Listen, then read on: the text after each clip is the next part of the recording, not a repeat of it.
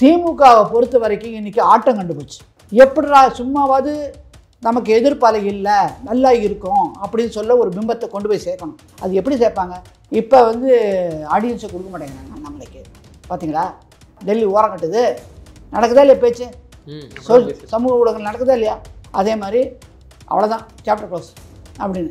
எங்கெங்க chapter close ஆகும்? கூட்டணி சம்பிரதாயத்துக்கு கொஞ்சம் இது இருக்குது, அவருக்கு இது இருக்குது, அதனால் ஒதுங்கிக்கிறேன்னு சொல்கிறாரு. அவர் இஷ்டத்துக்கு விட்டுட்டு நாயனார் இருக்கார், அவர் பார்த்து பறிகடைஞ்சு வேலை பண்ணுவாங்க. இன்றைக்கி இடைஞ்சு தானே வேலை பண்ணிகிட்ருக்காங்க. இவர் தனக்கு பின்னாடியே இருந்து அவருக்கு ஆலோசனை சொல்லலாம். நேரில் சொல்லணுமா இவங்களுக்கு? இல்லை இவங்க முன்னாடி இன்னும் சேர்ந்து நிற்கணுமா? ஏன்னா அப்பா பிள்ளை பேர 3 பேர் நிற்கிறாங்களே, அந்த மாதிரி நிற்கணுமா? சொல்லுங்கள், என்ன அவசியம்? அதுக்கப்புறம் ஆஹா டெல்லிக்கு போகவே இல்லை, மத்திய உள்துறை அமைச்சருடைய நிகழ்வுக்கு மீட்டிங் போகவே இல்லை, கூட்டத்துக்கு போகலை. ஸ்டாலின் இல்லாத போது ஊருக்கு போகிறாரு ஃபாரினுக்கு. இப்போ யார்? உதயநிதி ஸ்டாலின் அவர் இன்ஸ்ட்ரக்ஷன் கொடுக்குறாருல்ல. இல்லைப்பா நான் உங்கள்கிட்ட இன்ஸ்ட்ரக்ஷன் கேட்க முடியாது, அப்பா ஃபோன் பண்ணி சொல்கிறாங்க. ஏன் அதை பற்றி கேட்குறது தானே, அதை உட்காந்து டிபேட் பண்ணுறது தானே. அது என்ன பாஜக என்ன பண்ண கதவு திறந்தாங்கன்னா 3 நாள், கதவு திறந்தா 3 நாள், இதான் பார்த்துட்டு இருக்கீங்களா? கோடி கணக்கில் சொத்து சேர்த்துட்டாரு. ஏங்க கோடி கணக்கில் சேர்த்து இவங்கள்ட்ட கொண்டு அக்கௌண்ட் கொடுத்தாங்களா? இவங்களுக்கு சரி சொல்கிறவங்க பொது வழியில் போட சொல்லுங்கள் முதல்ல. ஏங்க அவர் சம்பாதிச்சாரு. நான் இன்னொன்று விஷயம் சொல்கிறேன். 4 நாளாக போட்டு டைப் பண்ணி அண்ணாமலை விலகுகிறார், ஓரம் கட்டுகிறது பாஜக, அண்ணாமலை தனிக்கட்சி, அப்படி இப்படி அண்ணாமலை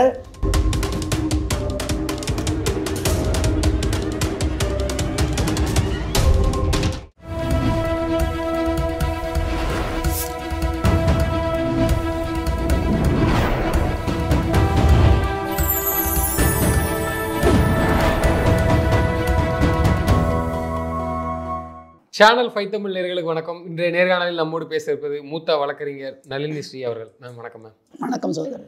மேம், அண்ணாமலை அவர்கள் பாஜகவுடைய தமிழ்நாடு பாஜக மீட்டிங்கில் கலந்து கொள்ளல, அவருக்கு உடம்பு சரியான தகவல் வந்துச்சு. அதுக்கப்புறம் அவராகவே போய் கலந்துக்கிட்டாரு. என்னென்ன பாஜகக்குள்ளே என்ன மேம் நடக்குது? அண்ணாமலை மேலே ஒரு குற்றச்சாட்டு வைக்கிறாங்க, அவருக்கு அகேன்ஸ்டாக ஒரு டீம் வேலை பார்க்குது சொல்கிறாங்க. என்னதான் நடக்குது சகோதரர்? ஏன் அண்ணாமலை பின்னாடி போகிறீங்க? ஏன் போகிறீங்க? எல்லாருக்கும் ஏன் அண்ணாமலைன்னு நீங்கன்னு இல்லை. நான் டிவியில் பார்க்குறேன், சோஷியல் மீடியா பார்க்குறேன், மெயின் ஸ்ட்ரீம் பார்க்குறேன். அண்ணாமலை எல்லோரும் பின்னாடியே போகிறாங்க. அந்தளவுக்கு சம்பாதிச்சு வச்சுட்டாரா மக்கள் ஆதரவை? அதே எதுக்குங்க சம்பாதிக்கணும்? ஏங்க அவர் ஒரு IPS officer, former IPS officer. எங்கேருந்து வராரு? கர்நாடகாலேருந்து வராரு.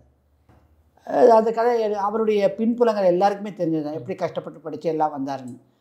அங்கே அவங்க ஏன் கர்நாடகா சிங்கம் பேர் வச்சாங்க? ஏமே வச்சாங்க? நேர்மையாக இருந்தாங்க. சத்தமாக சொல்லுங்க.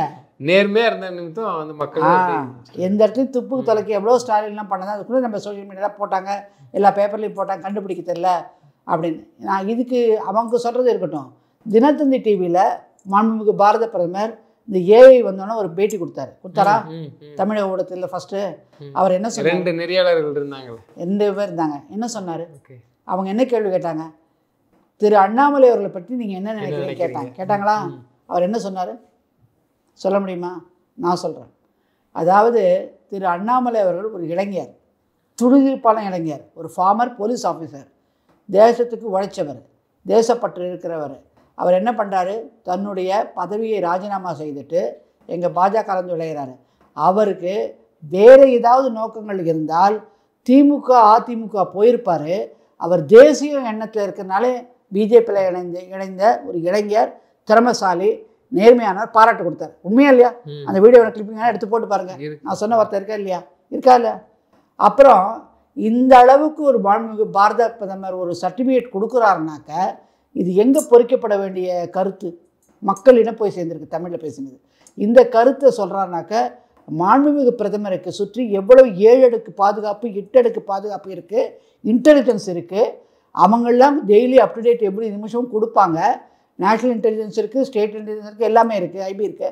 அப்படி கொடுக்குறச்ச இப்போல்லாம் ஏதோ 4-5 பேர் கத்திக்கிட்டு இருக்காங்களே, எங்கே பார்த்தாலும் பாஜகவையே நோக்கி பார்த்துட்ருக்காங்கல்ல, அந்த 4-5 பேர் சொல்கிறாங்களா உண்மை இருந்தால் இந்த நேரத்துக்கு டெல்லிக்கு போயிருக்காதா? அது இப்போ இல்லை, இவங்க என்ன சொல்கிறது கணக்கு ஒப்பாரி வைக்கிறாங்க. மாநில தலைவராக இருக்கச்சு அட்டுழியம் பண்ணார், ஆய்ச்சாட்டியம் பண்ணார்.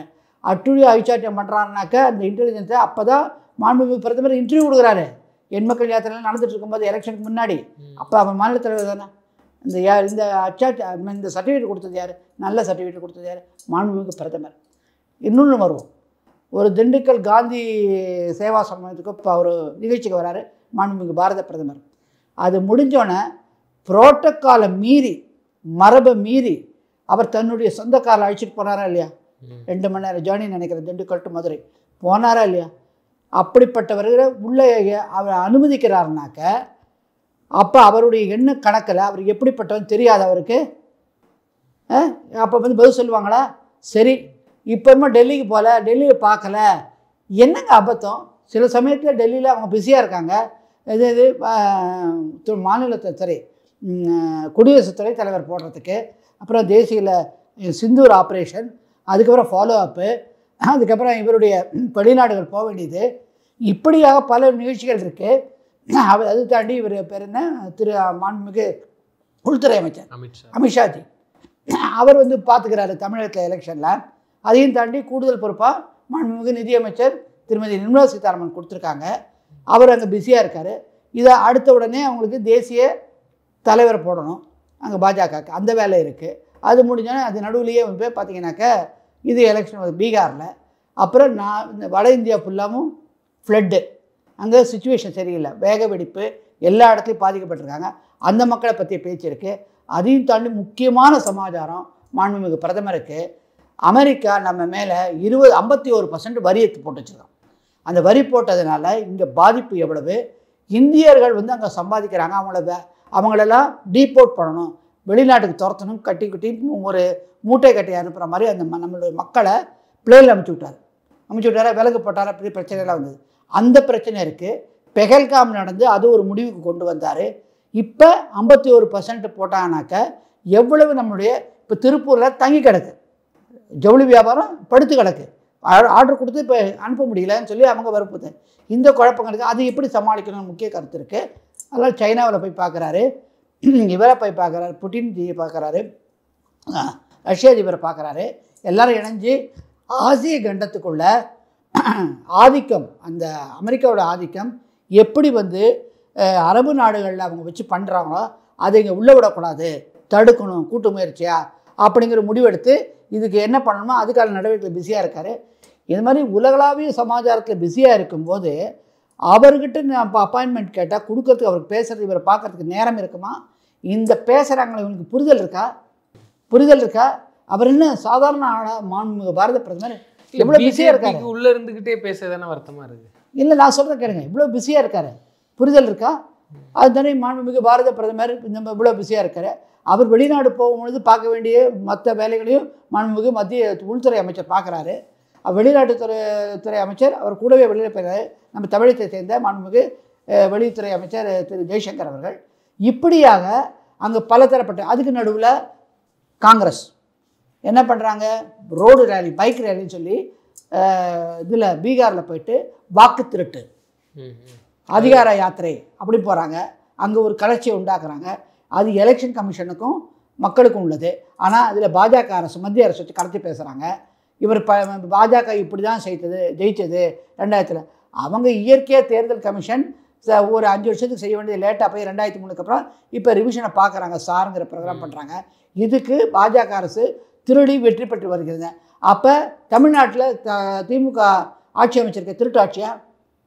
இப்படியாத ஒரு குழப்பம், அதை மக்கள்கிட்ட எடுத்து போய் சொல்லி பண்ணணும். அதுக்கு நல்ல டீலிமிட்டேஷன் சொன்னாங்க, அது இது சொல்கிறாங்க. ஸோ இந்த மாதிரி இதில் ஒரு இருக்குது. அப்புறம் பட்ஜெட்டு, அப்புறம் அந்த செஷன் வைக்கணும், பார்லிமெண்ட் செஷனு, இவ்வளோ வேலைகள் இருக்கிறச்ச இப்போ வந்து ஆடியன்ஸை கொடுக்க மாட்டேங்கிறாங்க நம்மளுக்கு.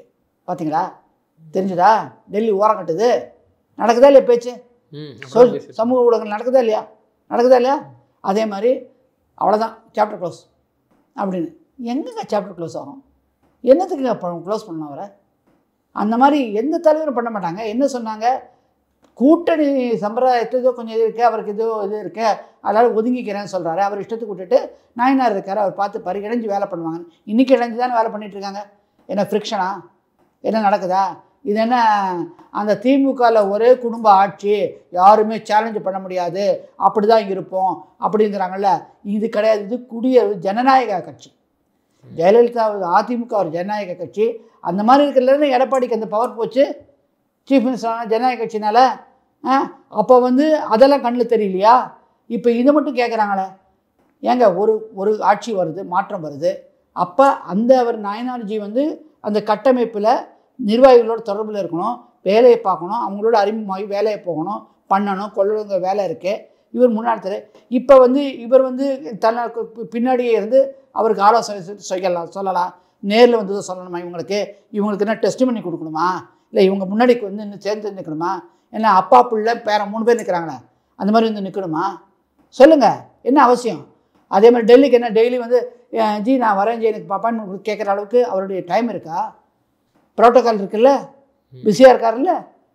அதுக்கப்புறம் வந்து டெல்லிக்கு போகவே இல்லை, மத்திய உள்துறை அமைச்சருடைய நிகழ்வுக்கு வந்து மீட்டிங்கு போகவே இல்லை, கூட்டத்துக்கு போகலை.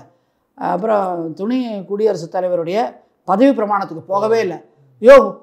ஒரு சமயம் போகலைனாலே அது தவறா? அவர் வந்து கல்யாணத்துக்கு ஒரு ஃபிலிம்ஸி ரீசன் அப்படிங்கிறாங்க. கூட்டு சொல்லி முக்கியமான சமாச்சாரம் தான் தம்பி வாங்கி கட்டாயம் வந்துடுங்க சொல்லியிருப்பாங்க, அது மீற மாட்டார்.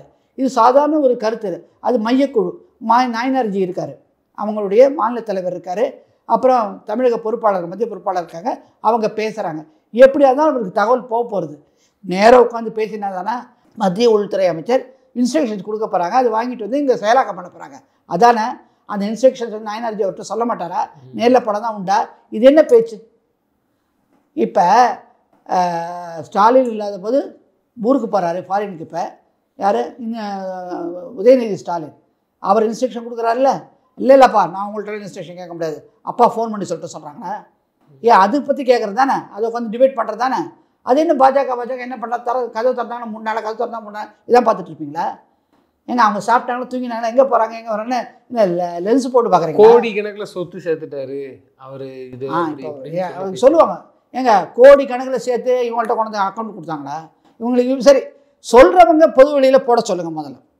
ஏங்க நாயனார், ஆமாம் ஏங்க நாயனார்ஜி வந்து அடுத்தது நாயனார்ஜியை பற்றி பேசுவாங்க, அப்புறம் வந்து இன்னொருத்தர் எக்ஸ்ட்ரா பேசுவாங்க.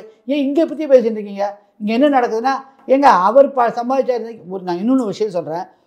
இது குடியரசு நாடு, இது சுதந்திரமான நாடு. குடியரசு நாட்டில் இறையாண்மையில் எனக்கு எப்படி வாழணுங்கிற உரிமை, அடிப்படை உரிமை இருக்குது. நான் என்ன வேணால் சொத்து வாங்கலாம், யாரை வேணால் கல்யாணம் பண்ணலாம், எந்த கோயிலுக்கு வேணால் போகலாம், எந்த மதத்தை வேணால் பின்பற்றலாம், எப்படி வேணால் வாழலாம். இது என்னுடைய தனி மனித சுதந்திரம். ரைட்டா? நான் ஒரு முதலமைச்சர் இருந்து அரசாங்க பதவியில் இருந்து அதை பயன்படுத்தி எலெக்ஷன் அஃபிடவிட்டில் நான் நிற்கும்போது 10,000 ரூபா கொடுத்துட்டு இன்றைக்கி அடுத்த எலெக்ஷனில் 25,000 ரூபா காட்டி இன்றைக்கி கிரிமினல் வழக்குகளை பார்த்துக்கிட்டு இருக்கிற திமுகவை பற்றி எவனோ தேவையில்லாமல் ஏதோ பேசிகிட்டு இருக்காங்களே, அவங்களெலாம் ஏன் அது அப்படி லென்ஸ் போட்டு தரத்தலை? அப்போ நீங்கள் அவங்கள்ட்ட கைக்கூலியாக இருக்கீங்களா? ஏன் பாஜக தலைவர்களை பற்றி பின்னாடி இருக்கீங்க? ஒரு காலத்தில் தமிழிசைக்காவை பற்றி கேவலமான பேசினாங்களா இல்லையா? ஏன் பேசுனீங்க? இன்னும் நக்கலாக இருக்குது அவங்களுக்கு பாஜக பார்த்தா. ஒரு தமிழ் பெண்ணாக இருந்த பாஜகவில் வந்து ஒரு தமிழிசை சவுந்தரராஜன் பெண் பண்ணி ஒரு தலைவராக இருக்கச்ச அந்த ராக்கி அவரை டிமாரலைஸ் பண்ணீங்களா? நடந்ததா? அதே மாதிரி முதல்ல திரு அண்ணாமலை அவர்கள் மாநில தலைவர் வந்தோன்னே அவரை ஒரு மாதிரி டெம்போ பண்ணி இறக்கணும் பார்த்தீங்க, முடிஞ்சதா? அப்புறம் திரு முருகன் அவர்கள் இது வேல் யாத்திரை நடத்தாங்க. அப்போ எவ்வளோ கமெண்ட் கொடுத்தீங்க? கொஞ்சம் நஞ்சமாக கொடுத்தீங்க இல்லையா? அதை பார்த்துட்டு இன்றைக்கி முருகன் மாநாடு சேகர் பாபு திமுக நடத்தினானே, அப்போ ஏன் பேசலை நீங்கள்? எங்கே பிளாஸ்டர் போட்டிருந்தா அவங்களுக்கு? அப்போ இது யாருடைய செயல்? திமுகவை பொறுத்த வரைக்கும் இன்றைக்கி ஆட்டம் கண்டு போச்சு. எப்படிடா சும்மாவது நமக்கு எதிர்ப்பாலை இல்லை, நல்லா இருக்கும் அப்படின்னு சொல்ல ஒரு பிம்பத்தை கொண்டு போய் சேர்க்கணும். அது எப்படி சேர்ப்பாங்க? இந்த மாதிரி சண்டை தூட்டு இந்த மாதிரி, அதாவது பாஜக மாநில கட்சியில் அழிக்கிறதுன்னு சொல்கிறது போக இன்றைக்கி ஒவ்வொருத்தரையும் எப்படியெல்லாம் துண்டு ஆக்கணும், பிரிவினை வாங்க நம்ம குஷியாக அப்படி பண்ண பாருங்கள். அவங்கள்ட்ட ஒத்துமையாக இல்லைங்க, நாங்கள் ஒத்துமையாக இருக்கோம், எங்களுக்கு ஓட்டு போடுங்க அப்படி கேட்டு வாங்கி ஜெயிக்கிறதுக்கான முகாந்திரத்தில் இருக்கோம். இது ஒரு விதமான அரசியல் வழிகாட்டு மாதிரி ஒரு ஸ்ட்ராட்டஜி, ஒரு பிளானு. அதை தான் இன்றைக்கி திமுக பண்ணிகிட்ருக்கு. இன்றைக்கி பேசினவங்கெல்லாம் திமுகவையும் அந்த வழித்தடத்தில் எடுத்து போட்டு இந்த கேஸுகளில் பின்னாடி ஸ்டே ஆகிருக்குல்ல, அந்த பேசினாங்களே அந்த பாங்கெல்லாம் போய் ஒரு பொது வழக்கு போட்டு, பொது நல வழக்கு போட்டு இது இன்னும் முடியல, அதில் எலெக்ஷன் வந்துருப்பது திருப்பி நின்று போகிறாங்க, அவங்கள அரெஸ்ட் பண்ணணும் நீங்கள் முயற்சி எடுக்கல. இன்றைக்கி யாரோ ஒருத்தர் போய் கம்ப்ளைண்ட் கொடுக்குறேன். ஏன் கம்ப்ளைண்ட் கொடுத்து உனக்கு என்ன வேலை? ஏதாவது தவறுகள் நடந்தானாக்க மத்திய அரசனுடைய பிரிவு இருக்குது, ஈடு இருக்குது, அவங்க பார்க்குறாங்க, உனக்கு ஏன் வேலை? ஏன் அந்த பொது நல வழக்கு முன்னே போடுங்களேன். ஏன் இப்போ இந்த பொன்முடி ஆகட்டும், அவர் பேர் என்ன, இப்போ நிதியரசராக தமிழக தென்னரசா, அவர் ஜீவன் கீதா ஜீவன், எல்லார் வழக்கு பெண்டிங். எல்லார் வழக்கும் பொது நலனுக்கு போடுங்க, 6 மாதத்துக்கு உங்களுக்கு எங்களோட வருமானம் கெட்டிருக்கு, இவங்க தான் காரணம், ஸ்லோவாக இருக்குது, ஏன் பண்ணலை? பண்ணுறதானே, வழக்கு போடுறதானே. அதே என்ன ட்விட்டரில் பொது பொழியில் பேசிகிட்டு இருக்குது. அடுத்தது அப்புறம் நாயனார் இங்கே போனார், அங்கே வந்தார், அவங்க பிள்ளைக்கு பதவி கொடுத்தாங்க. உனக்கேயா?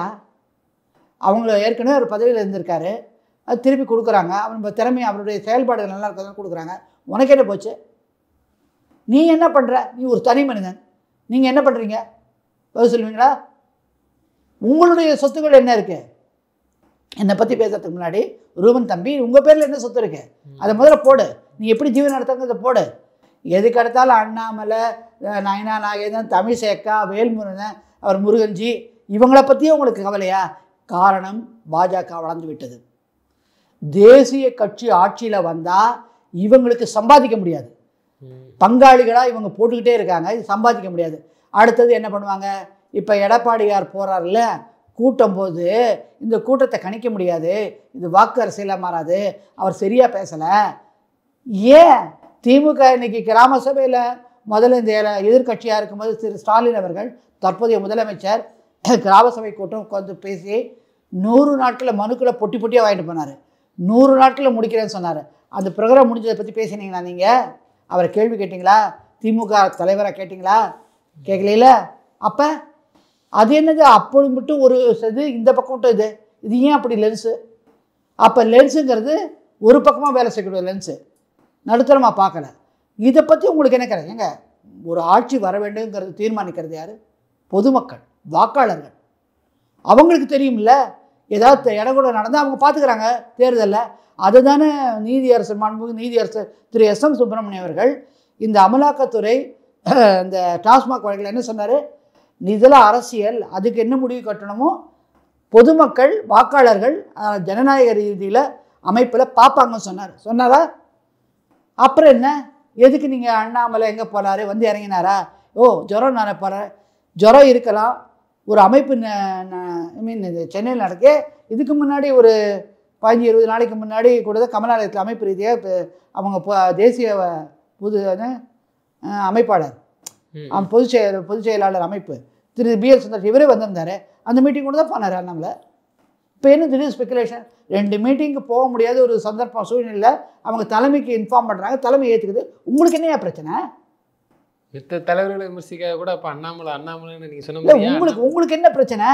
ஏங்க, நான் வந்து மேலே டெல்லியில் கூப்பிட்றேன், இல்லை இங்கே எங்கள் வீட்டில் இது மாதிரி அசௌரியம், நான் பேசிட்டேன், எனக்கு அழைப்பு வந்ததா, வரலையா, பொய் சொல்கிறேன். உனக்கு என்னையா பிரச்சனை? நீ ஒருத்தனால இங்கே சொசைட்டி வருதா? இந்த சொசைட்டிங்கிறது இத்தனை பேர் இருக்காங்க, அவங்க யாராவது கேட்குறாங்களா? அவருக்கும் அந்த கட்சிக்கும் உள்ள விவகாரம். உங்களுக்கு என்ன பிரச்சனை? இப்போ அதே மாதிரி உதயநிதி ஸ்டாலின்கிட்ட நீங்கள் எங்க 11 மணிக்கு வரீங்க, ஒரு அழைப்பு கொடுத்தா, ஏன் காலையில் 6 மணிக்கு வரீங்கட்டா கேட்குறதாங்க, கேளுங்களா? ஏன் கேட்கல?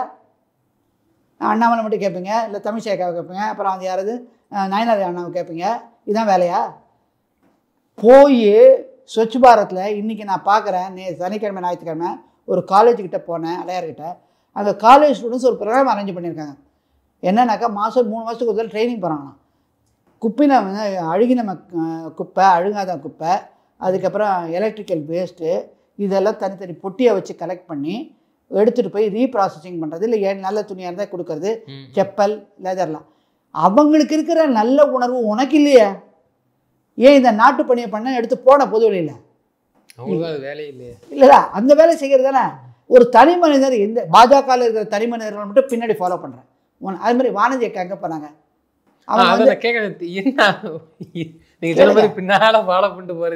வானதி அக்கா வந்து தொண்டாமுத்தூரில் அவருடைய இதுக்கு போகிறாங்க, என்னது பிரச்சாரத்துக்கு போகிறாங்க எடப்பாடியாரோட.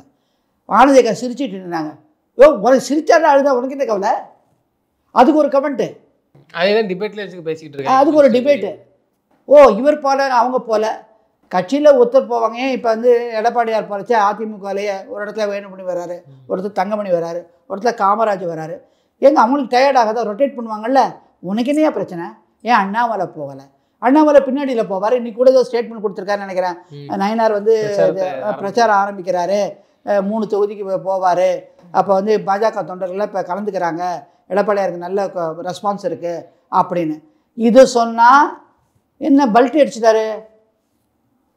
ஒரு தொண்டனா தலைமை சொல்கிறத பேசினா பல்ட்டி அடிச்சுட்டாலும் உடனே ஒரு விவாதம். அன்னைக்கு ஒரு பேச்சு பேசுறாரு அண்ணாமலை, அதான் பல்ட்டிங்கன்னு சொன்னான். அன்றைக்கி ஒரு பேச்சு, இன்றைக்கி ஒரு விவாதம். அது வந்து ஏன் வந்து இது இப்படி விவாதம் சொல்கிறதா? அடுத்தது வந்து ஏதாவது சொன்னானாக்க இன்னும் இப்படி மாற்று பண்ண மாட்டார், பயந்துட்டாரா? யாருக்கு என்ன பயப்படுறது? யாருக்கு யார் பயப்படணும்? இல்லை இது பாருங்கள், இது ஒரு விஷயமா இருக்குது. டெல்லியில் வந்து எடப்பாடியார் வந்து மாண்புமிகு உள்துறை அமைச்சரை பார்க்க போயிருக்காரு, ஒரு ஈவினிங் கூப்பிட்ருக்காங்க. அதனால் இன்றைக்கி அண்ணாமலை அவர்கள் மாற்றி பேசுகிறாரு. இது என்ன உங்களுடைய யூகம் வந்து மக்கள்கிட்ட திணிக்க பார்க்குறீங்களா? அப்படி இருக்க முடியுமா? அமைப்பு ரீதியாக மீட்டிங்காக அவர் போகிறாரு. அண்ணாமலை எங்கே உட்காந்து சாப்பிட்டாரோ தூங்கினாரா? தமிழிசை உட்காந்தாங்களா நின்னாங்களா? இல்லை நயனார் அண்ணா எந்த ஊருக்கு எப்படி போனார், எதுக்கு பெங்களூர் போனார், எதுக்கு திருநெல்வேலி போகிறார்? நீங்கள் மானிட்டர் பண்ணுறீங்க. நீங்கள் ஐபியா? ஏங்க அண்ணாமலை அண்ணா தலைவராகட்டும், இல்லை நயனாருங்கிற தலைவராகட்டும், தமிழிசைக்காங்க தலைவராகட்டும், மனதிங்கிற தலைவராகட்டும், பிஜேபியை பொறுத்த வரைக்கும் எங்கெங்கே போகிறாங்க மத்திய அரசுக்கு தெரியுங்க. சென்ட்ரல் இன்டெலிஜென்ஸ் இருக்குது, அவங்க பார்த்துக்கிறாங்க. உங்களுக்கு இதையே கவலை. நீங்கள் எங்கே போகிறீங்க? அடுத்த லேட்டர் பார்க்கணுமா? எவனா பார்த்து கம்ப்ளைண்ட் கொடுத்து ஒன்றுங்கன்னா முகாந்திரம் யாரோ வேணும். இப்போ நான் தெரியாது பார்த்தேன், யாரோ தேவராஜ். இவருக்கும் அதுக்கு என்ன கனெக்ஷன்? இவர் யார்? இப்போ உச்சநீதிமன்ற வழிகாட்டுதலும் சரி, நான் ஒரு சீனியர் வைக்கலாம் சொல்கிறேன், நிறைய ஜட்ஜ்மெண்ட்ஸ் ஆஃப் மெட்ராஸ் ஹைகோர்ட்டும் சரி, நான் ஒரு கம்ப்ளைண்ட் கொடுக்குறானாக்க அந்த கம்ப்ளைண்ட்னால் நான் எப்படி பாதிக்கப்பட்டேன் தான் கொடுக்க முடியாது. போகிறவன் வரவெல்லாம் கம்ப்ளைண்ட் கொடுக்க முடியாது.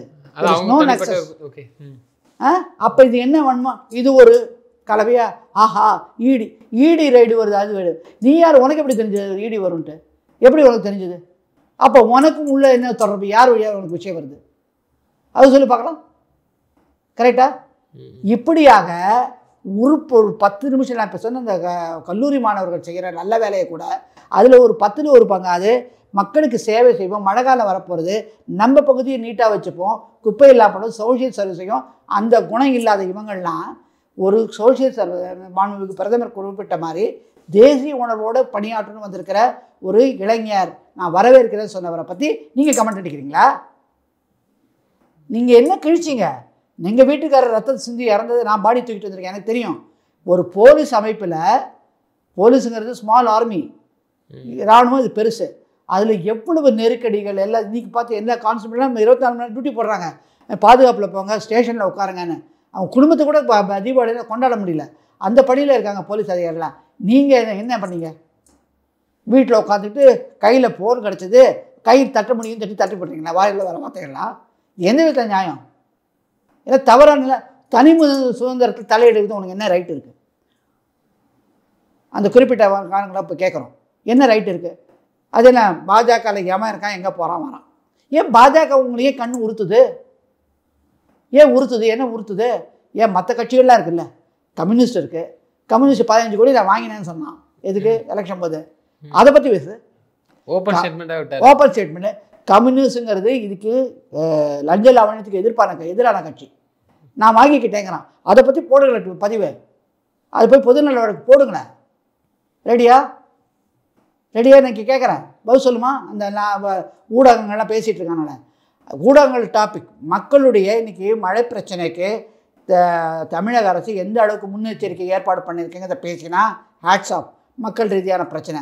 இன்றைக்கி அவர் அண்ணாமலை வந்திருக்காரு, இல்லை அண்ணாமலை போகலை, நாயனார் அங்கே போனார், எடப்பாடியாரை பார்க்குறாரு, டிடிவி அதை சொன்னார்.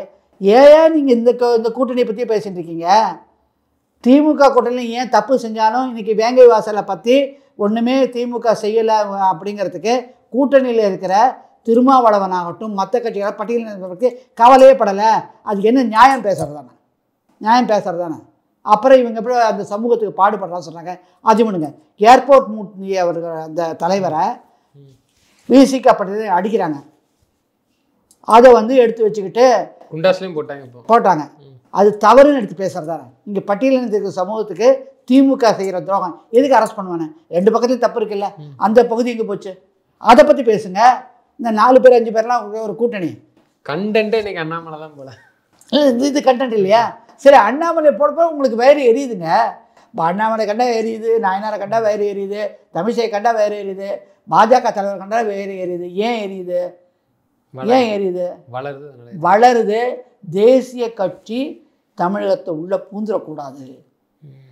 காங்கிரஸை ஒழிச்சு கட்டிட்டோம், ஒரு நாளும் இந்த தேசிய கட்சி வந்துடக்கூடாது, நமக்கு தானே அந்த திராவிட மண்ணுன்னு பிளான் போட்டு அடிக்கிறது, உள்குத்து. ஓகே, இதனால் இப்படியெல்லாம் பண்ணுறதுனால பேசுகிறாங்கத்தில் மக்கள் முன்ன மாதிரி இல்லை. இப்போ 8 கோடி ஜனத்தொகை. இவங்க 1967 ஆரம்பித்த போது இருந்த ஜனத்தொகை 2.5 கோடி 3 கோடி இருந்திருக்கலாம். அப்போ இருக்கிற போது மக்கள் இந்த மாதிரி ஊடக வெளிச்சம் எதுவுமே கிடையாது, சோஷியல் மீடியா கிடையாது. ஏமாற்றி தெரியாமல் இருந்தோன்னே மொழிப்போர் வீரர், அது வீரர், மாநில உரிமை இப்படியே பேசி பேசி உள்ளே வந்து உட்காந்துட்டீங்க. இப்போ அதெல்லாம் பொய்ன்னு சொல்லி பேசுகிறது பாஜக தலைவர்கள், புரியுதா? அதில் முக்கியமாக இதெல்லாம் டேட்டாவை கொடுத்து அண்ணாமலை அவர்கள் பேச ஆரம்பித்தோன்னே இப்படி அந்த டார்கெட்டை வாயை பூட்டு போடணும். நம்ம குட்டெல்லாம் வெளியில் வருது, மக்கள் கொதிப்படுறாங்க, இப்படி ஓடி பிடிச்சிடுவா அப்படின்னு ஒரு செட்டப் பண்ணு. இதுக்கு உனக்கு அதில் எவ்வளோ சம்பாதியம் வருது? உனக்கு என்ன அக்கறை? வீட்டில் சம்பாதிக்கணும், குடும்பத்தை பார்க்கணும், அக்கறை இல்லையா? இதை உட்காந்து ட்ரை பண்ணிட்டு இருக்க. பொழப்பு அப்போ பழப்பு தான் அது. அது எங்கேருந்து வருது பழப்பு? சொல்லுங்கள் பிரதர், எங்கேருந்து வருது? நான் அண்ணாமலை அவர் தப்பு பண்ணுறாரோ, அது என்ன பண்ணுறாரோ, அது it is between the government and the individual. நான் அண்ணாமலை அவங்க சொல்கிறதுக்கோசரம் நான் தப்பு பண்ணுறேன்னா இல்லையோ, ஐடியை சரியாக பண்ணலோ இல்லைனாக்கா என் கணக்கு என்னங்கிறது இடி வெப்சைட் இருக்குது. இப்போ என் வீட்டு பக்கத்தை விட்டு திடீர்னு ஒருத்த 4 கார் வாங்கிட்டானாக்கா நான் பார்த்துட்டு இந்த மாதிரி வாங்கியிருக்கேன் அந்த வெப்சைட்டில் என்டர் பண்ணானாக்கா ஆட்டோமேட்டிக்காக ரைடு வரும். உனக்கே கவலை இப்போ ரைட்டா? இதை போய் நீ கேஸ் பண்ணால் கூட உடனே கோர்ட்டு கேட்கும், உனக்கு அதுக்கு எது சம்மந்தம் இருக்குது? How you are affected? உன் வீட்டு சாமான் தூக்கிட்டு போயிட்டாரா, இல்லை உன் வீட்டு பத்திரத்தை கிரேப்பதம் பண்ணிட்டார் நிலத்தை? பதில் சொல்லு. எனக்கு வாழறதுக்கு எப்படி இருக்கிறதுன்னு எனக்கு தெரியும். நான் தப்பு பண்ணால் எனக்கான விதிமுறைகளை நான் கட்டுப்படுத்தி என்ன பண்ண போகிறாங்க, உங்களுக்கு என்ன கவலை? இதனால் பண்ணதுனால இன்றைக்கி என்ன நடந்தது? ஆஹா, அண்ணாமலை நாயனாருக்கு பிரச்சனை, ஒன்றும் சேரலை, கட்சிக்குள்ளே குழப்பம், அப்படியாக்கும், பிஜேபியில் உள்கட்சி குழப்பம், வெளிக்கட்சி கூட்டணி குழப்பம், அந்த குழப்பம், இந்த குழம்பு இருக்கிறது நீங்கள் தான். அவங்க தெளிவாக இருக்காங்க, அவங்க ஒற்றுமையாக உள்ளதாக வேலை பண்ணுறாங்க. ஒவ்வொருத்தரும் ஒவ்வொரு ஆங்கிளில் வேலை பண்ணிகிட்ருக்காங்க அமைதியாக. யாருக்கு எந்த குழப்பமும் கிடையாது. வானதியக்கா அவங்க பாட்டு ஒரு பக்கம் பண்ணிகிட்ருக்காங்க, தமிழரசி மேடம் அவங்க ஒரு பக்கம் பண்ணிகிட்ருக்காங்க, நாயனாரெல்லாம் அவர் பக்கம் பண்ணிகிட்ருக்காரு, அங்கே கேசவனாங்க அவர் பண்ணிகிட்ருக்காரு அமைப்பு ரீதியாக, அண்ணாமலை அண்ணா அவரோட ப்ரெஸ் மீட் அதெல்லாம் அவர் பண்ண வேண்டிய பண்ணுங்க. அவங்கவுங்க வேலையில் சரியாக இருக்காங்க, டெல்லிக்கு தெரியும். இன்றைக்கி எதுக்கு வராங்கனாக்க எல்லோரையும் கூட்டி வச்சு அடுத்த லெவலுக்கு எப்படி மூவ் பண்ணணும், அதுதான் யுக்தி. அடுத்து பிரச்சாரம் ஆரம்பிக்க போகிற சொன்னார் இல்லையா நாயனார், அவரை பற்றி விசாரிக்கிறது, அதை பற்றி டிஸ்கஷன் இன்னும் 10 நாள் கூட இல்லை, அதை பற்றி ஒரு என்லைட்டன்மெண்ட்டு, ஒரு விரிவாக்கம் வந்திருக்கலாம் இல்லையா? இப்போ என்ன ஆச்சு? 4 நாளாக போட்டு டைப் பண்ணி அண்ணாமலை விலகுகிறார், ஓரம் கட்டுகிறது பாஜக, அண்ணாமலை தனிக்கட்சி, அப்படி இப்படி அண்ணாமலை தெய்வத்தை கூட்டத்துக்கு நன்றி, அதுதான் உண்மை. அதனால் அந்த கட்சியில் எந்த குழப்பமும் கிடையாது, எந்த தலைவர்களும் குழப்பம் கிடையாது, எந்த லேண்ட் கிராபிங்கா நீங்களாம் என்னமோ சொல்லிகிட்டு இருக்காங்களா அதெல்லாம் கிடையாது. அதற்கான ஏன்னா இன்றைக்கி நான் ஒரு நிலம் வாங்குறேன்னா வழக்கறிஞரா பட்டா ஆக்ட்னு ஒன்று இருக்குது, அதே மாதிரி கேபிட்டல் கெயின்கிறத பார்க்குறதுக்கான வழிமுறைகள் இருக்குது. உடனே டாக்குமெண்ட்டை ஸ்கேன் பண்ணி ஐடிக்கு போயிடுது. ஸோ அந்த சோர்ஸிங் வரும். நான் என்னுடைய சுய சம்பாதியத்தை கொண்டு வாங்கினது, நானும் என் மனைவி கூட்டு சேர்த்து வாங்கினது, என் மூதாதையர் சொத்தை விட்டு வந்த பணத்திலேருந்து வாங்கியது, இப்படிலாம் இல்லை. தமிழில் நான் சொல்கிறேன், இங்கிலீஷில் போகிறோம். அது அந்த லைன் வந்தால் தான் அது எதனால் வந்ததுங்கிறது ஐடிக்கு தெரியும். ஓகே கரெக்டாக தான் வந்திருக்குன்னு சொல்லி விட்டுருவாங்க இல்லையா? அப்படி மீறி ஏதாவது நடந்தால் அவங்க பார்த்துக்க போகிறாங்க, உனக்கு எதிரே பிரச்சனை. அதனால் இது முற்றிலும் திமுக செய்யும் தில்லாலங்கடி வேலை. பாஜக எழும்பினா தேசிய கட்சி வந்துச்சுன்னா நம்ம வியாபாரம் போச்சு அப்படிங்கிறதுனால செய்கிற சூத்திரதாரமே தவிர அந்த கட்சியிலையோ அந்த தலைவர்களுக்குள்ளே எந்த வித்தியாசமும் கிடையாது, வேறுபாடும் கிடையாது, கருத்து ஒற்றுமையோடு தான் இருக்காங்க. இன்றைக்கி வழிகாட்டுதல் சிந்தனை நேரம் தான் போட்டிருக்காங்க, எப்படி சிந்திச்சு இந்த டூர் ப்ரோக்ராம்லாம் போகலாம் அப்படிங்கிறதான் நடக்கிறதே தவிர வேறு ஒரு கருத்து பரிவும் கிடையாது. எதுவாக இருந்தாலும் விளக்கம் கொடுத்து அவங்க விளக்கம் கொடுத்துட்டு தானே இருக்காங்க தைரியமாக. நாயனார்ஜி கொடுக்குறாங்க, எல்லோரும் ஆன் ஸ்பாட்டு பேப்பரை வச்சுக்கிட்டு ஆன்சர் வருது, கேள்வி வரதுக்கு முன்னாடி ஆன்சர் படித்தாங்களா? யார் படிச்சு படித்தாரா? அப்படியே அங்கே ப்ரெஸ் மீட்டில் நாயனார்ஜி பேசுகிறாங்க, தமிழிசைக்கா பேசுகிறாங்க, வானதியக்கா பேசுகிறாங்க, இல்லை இவர் பேசுகிறாரு தெரியும். அப்போ உண்மைத்தன்மை இருக்குன்னா தைரியமாக பேசுகிறாங்க. இப்போ முன்னுக்கு பின் வந்து உண்மை தன்மை தெரிஞ்சு போச்சா. அதனால் எந்த குழப்பமும் எதுவும் கிடையாது. எல்லாரும் நல்லா தான் இருக்காங்க, ஒற்றுமையாக இருக்காங்க. இவங்க கனவு காண்ற தனிக்கட்சி ஆரம்பிக்கிறாரு, வெளியில் போயிட்டாரு, ஆஹா நம்ம பழைச்சாண்டா அமைச்சிட்டோம், நோவேர். இது நடக்கக்கூடிய சாத்தியமே கிடையாது. பாஜக நிற்க தான் நிற்கும். மாண்புமிகு உள்துறை அமைச்சருடைய லெவல் ஆஃப் திங்கிங்கை யாருமே ஏற முடியாது.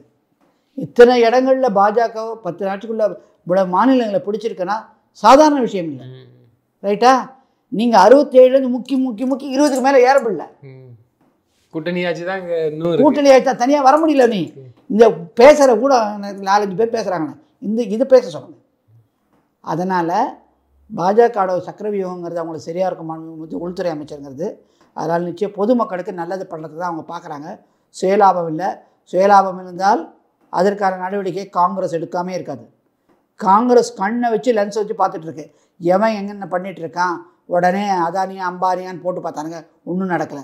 அதே மாதிரி இப்போ எங்கள் அண்ணாமலை நாயனார் அது இது போட்டு பார்க்குறாங்க, அது ஒன்றும் நடக்க போவதில்லை. அதில் எதிர்கட்சிகள் உஷாராக இருக்கும்போது ஆளுங்கட்சிகள், இங்கே இருக்கிற ஆளுங்கட்சி இல்லை, மத்திய அரசில் பாஜக அந்த மாதிரி சொல்கிறதுக்கான முகாந்திரமே இன்னைய வரைக்கும் இல்லைங்கிறது நிதர்சனமான உண்மை. ஏற்றுக்கிறீங்களா இல்லையா? இல்லாட்டா காங்கிரஸ் சும்மா இருப்பானா? கோர்ட்டில் போய் போட்டுப்பானா இல்லை வழக்கு? 2G வழக்கு போட்டாங்கல்ல இவங்க, அந்த மாதிரி இவங்களால போட்டிருப்பாங்களா இல்லையா? அதனால் எந்த விதமான தவறுகளும் நடக்கலை. எந்த அமைச்சர்களாகட்டும், பிரதமராகட்டும், இங்கே இருக்கிற பாஜக மாநில தலைவர்களாகட்டும், எந்த மாநிலத்திலும் சரி அமைச்சராக இருக்கட்டும், எந்த தவறுதலும் இல்லைங்கிறது அப்பட்டமான உண்மை. பொதுமக்களை பார்த்துட்டு இருக்காங்க என்பதை நான் பதிவு செய்கிறேன். நிச்சயமாக தொடர்ந்து தங்களது கருத்துக்களை பகிர்ந்தமைக்கு நன்றி. நன்றி, வணக்கம்.